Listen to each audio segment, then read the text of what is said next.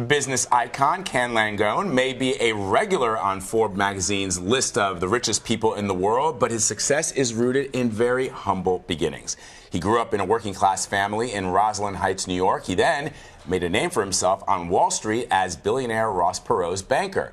He later went on to co-found one of America's largest retailers. You can tell by the orange there, it's Home Depot. And in 2008, after a $200 million donation, NYU Langone Medical Center was renamed in his family's honor.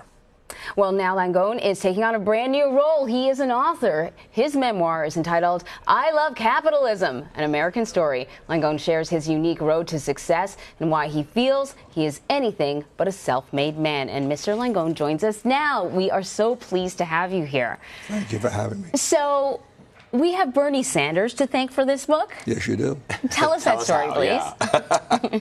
I was approached before that to write a book by some people in the publishing industry, and I said, no thanks.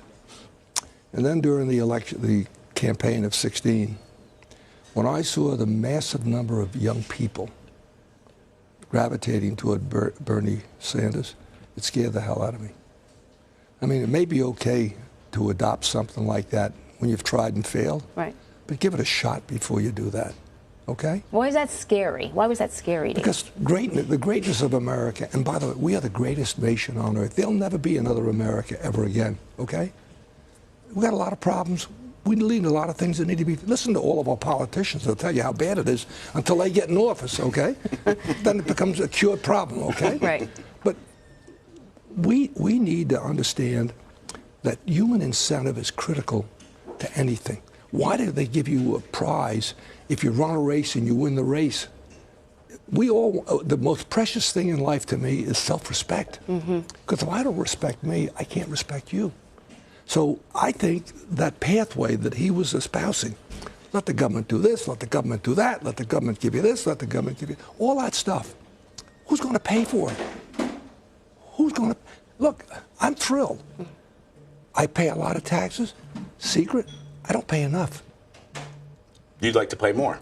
I have no trouble paying more for one reason. We've got to work on this income inequality. This is one of the most dangerous things confronting America today. If the gap gets so wide, look at Cuba, look at Russia, look at Venezuela. What happened in those countries? The people at the bottom end of the spectrum said, hey, I'm going to follow this guy because things aren't very good for me. Right. That's one of the questions I wanted to ask you, because this is an endorsement of capitalism, a robust endorsement of capitalism. But you're right, you know, the income inequality, the income gap here, I read a Fortune magazine article that said it's worse than it is in Russia and Iran. Clearly, the way we're doing capitalism, as you just said, isn't perfect. We got a long way to go. Start with me. You want to talk about lack of courage, politicians? What the hell am I doing getting a check from the federal government every month? Help me out. My wife gets a check. I'm saying, wait a minute. Why? I won. This nonsense, you're getting your own money back, forget it. I'm 82. I got my money back times a multiple long before. But better than that, you buy fire insurance on your house. God bless you don't have a fire. You don't get the premium back. You won.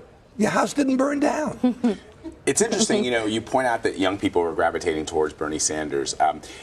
It's always sort of been true that young people generally tend to be more liberal in their views. Well, they're idealistic. They're idealistic, right? And then later on in life, people tend to be more conservative. But it's always been, I think, in the history of this country, the very wealthy, at later stages of their lives, realize that it's not all about winning or losing. And that's why you have the medical center that is in your family's name. That's why we have Rockefeller Center and Carnegie Mellon and Carnegie Hall and Central Park, all these things that the Astros, the Vanderbilts, right. All these people decided to give back. But you're one of the rare instances of somebody who's saying, I'm happy to pay more in taxes. You and maybe Michael Bloomberg. That's not so. I know a lot of people. I know, take my really close friend Stan Druckenmiller or Paul Tudor Jones. I don't know if you were down at the Robin Hood thing the other night. They were all a bunch of rich fat cats in there raising their hands to give money to help people that are in poverty. We are the most kind nation on earth. Philanthropy is a distinctly unique American thing. Go to these other, look at our colleges, look at, every university loses money on every student they educate. How do they make it up? With endowment. Where did the money come from? From people who shared their wealth. I'm not going to tell somebody else who doesn't share their wealth they're wrong. That's their call. All I know is that I know so many people. I saw Henry Kravis and his wife, and I saw Stevie Cohen, and I can go right down the list, Paul Jones, Alan Schwartz. These are all people that have done extremely well in life, and there they are raising their hands saying, I want to help. You know, there's a cynical person watching this that says, yeah, then they get a tax break, and, you know, that's what it's all about. You want to know something? I can't use my deductions on charity because I'm in what they call minimum alternative tax. And you know what? I don't care. You're just going to still give Absolutely. the money. Absolutely. You know why? I'll tell you about money. As much as I give away, I've made it all back. What I can't get back and what we don't get enough credit for is the time we give to our charities. I spent almost a whole day yesterday on my charitable activities. I started out in Harlem at a board meeting of our charter school, Stan Druckenmiller, and you know Jeff Canada, his charter school. Then I left there and I had to go to a meeting downtown. And at 4 o'clock, I had to go over to Carnegie. I had to go over to Lincoln Center because we had a medical school graduation last night. And I got back to my apartment last night at 10:30. I'm not going to get that time back. My life is a finite period of time. All the money I gave away, believe me, I've made it back already. You know, one of the things I love about in the book is that you have 5 pages that's an acknowledgement section. And one of the things I've always noticed in a capitalistic society, in this country specifically, is a lot of people, when they get to the top, they believe that they are there simply because they're the most talented, they're the most hardworking. But in acknowledging the individuals and the people who've helped you get to where you are, that seems to be something that's quite rare, too. You don't get a lot of people saying, thank you, I wouldn't be here if it wasn't for you and for you and for you and for you. I disagree with you. Yeah? I disagree. So you think that's just a narrative we sell? There are people who, if they truly believe they're self-made and they believe it, I respect their judgment. Yeah. I know in my case, going all the way back to when I was a kid, collecting cardboard to sell it for scrap. And the man who owned the liquor store, I made a deal with him. I was a capitalist then. I said, don't pay me anymore. Let me have the cardboard, and I'll stack it up, and I'll sell it. And he said, fine. Fast forward 2.5 years later, I'm walking past his liquor store. Lenny Ullman, his name was. And he said, I got to see you for a minute. I go into his liquor store, and the back had a little desk. And he takes out an envelope. He'd been giving me $1 a week to take the garbage out every week. When I started selling it, I said, you don't pay me anymore. He gave me an envelope with dollar bills every week. He put a $1 bill in the envelope, and he said to me, I hear you're going to college. I hope this helps.